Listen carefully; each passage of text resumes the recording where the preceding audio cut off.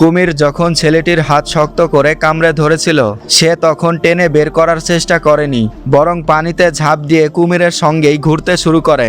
অনেকে ভাবে কুমির ঘুরলে উল্টো দিকে জুড়ে ঘুরলেই বাঁচা যাবে, কিন্তু বাস্তবতা এত সহজ নয়। কুমিরের এই ভয়ঙ্কর ঘূর্ণন, যাকে থ্রেড রোল বলা হয়, শুধু শিকার মারার জন্য নয়, মূলত শিকারকে টুকরো করার কৌশল। কুমিরের দাঁত মাংস কাটার জন্য নয়, বরং শক্ত করে চেপে ধরার জন্য বেশি উপযোগী। শিকার কামড়ে ধরে সে নিজের শরীরকে ঘুরন্ত যন্ত্রের মতো ব্যবহার করে ভয়ঙ্কর মোচড় তৈরি করে।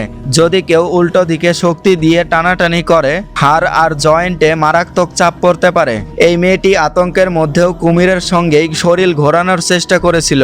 এতে হাতের ওপর চাপ কিছুটা কমে যায় আর শেষ পর্যন্ত সে বেঁচে যায়। তবে মনে রাখবেন, এটা কোনো নিশ্চিত বাঁচার কৌশল নয়। কুমির থেকে দূরে থাকাই সবচেয়ে নিরাপদ।